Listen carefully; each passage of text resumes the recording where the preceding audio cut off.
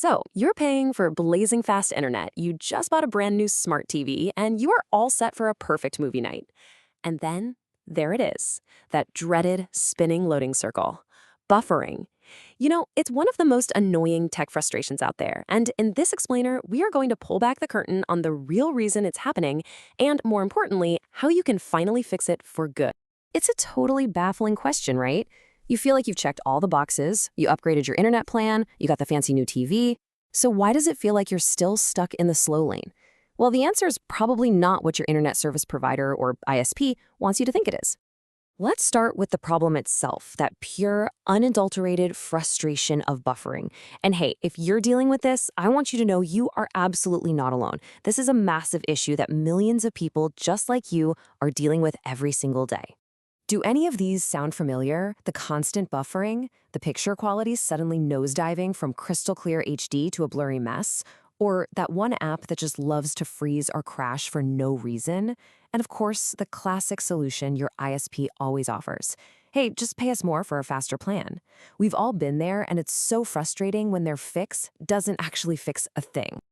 Okay, so let's get right to the heart of it. It's time to talk about the real bottleneck in your streaming setup. And spoiler alert, it is probably not your internet connection.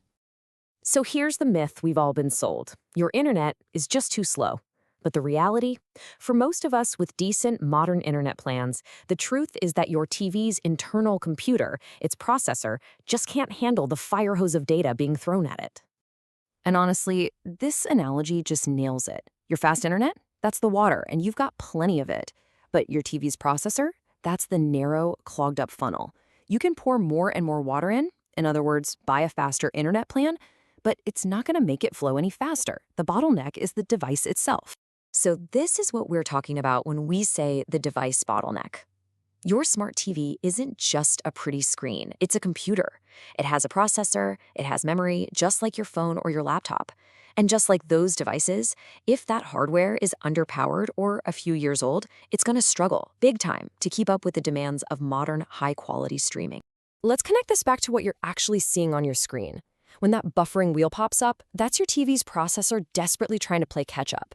When the picture goes all blurry, your TV is intentionally lowering the video quality because its processor can't handle the stream in full HD at that moment.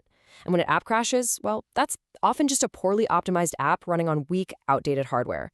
Every single symptom points right back to the device. Okay, so this all seems pretty straightforward, right? So why isn't this common knowledge? Why does the conversation always circle back to internet speed? Well, as it turns out, there are some very powerful and very profitable reasons for that. Reason number one, and no surprise here, it's just not profitable for your ISP.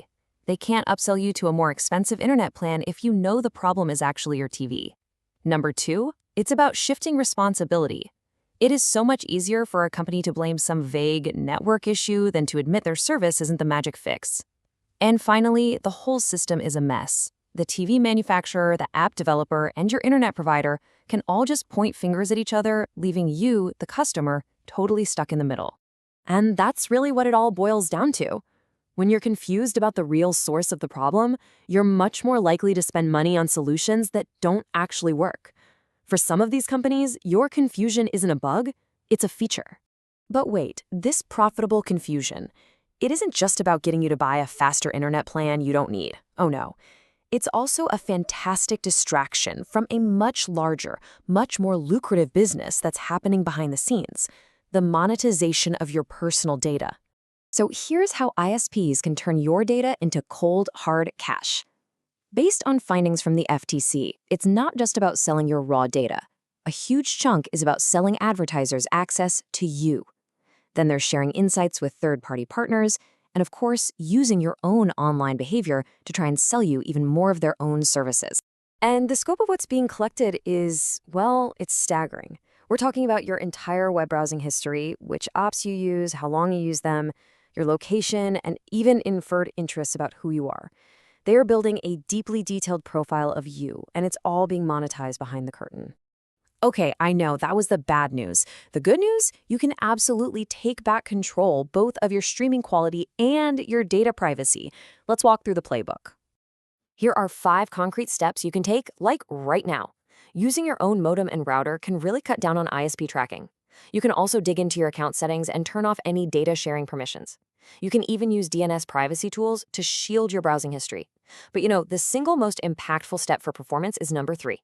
Use a dedicated, external streaming device. The difference here is just night and day. The built-in apps on your expensive TV, they're often running on slow, underpowered hardware. But an inexpensive external device, like a $40 streaming stick, it has one job: to stream video. It has a powerful, dedicated processor built for that single task, and that is why it almost always performs better and often gives you way more control over your privacy. Now, you've probably heard this one before, the classic tech support tip to clear the cache. It gets thrown around like it's some kind of cure-all, so let's quickly break down what it actually does, and more importantly, what it doesn't. Think of clearing the cache as a temporary cleanup. Sure, it might fix a specific glitch in an app or free up a tiny bit of memory, which could help with a slow menu, but, and this is the key part, it cannot fix the root cause. It can't magically upgrade your TV's weak processor. It can't fix outdated hardware, and it definitely can't fix a badly designed app. It's a band-aid on a symptom, not a cure for the disease. And this really brings us to the most crucial takeaway of this whole thing. The single most powerful tool you have at your disposal is knowledge. The second you truly understand that the real bottleneck is your device, not your internet speed, the entire game changes. You stop wasting money on upgrades you don't need, and you take back control. So the next time you see that buffering wheel, what are you going to think? Are you going to blame your internet? Or are you going to look at the device that's actually doing all the heavy lifting? Understanding that one distinction is the key to a better, faster, and way more private streaming future.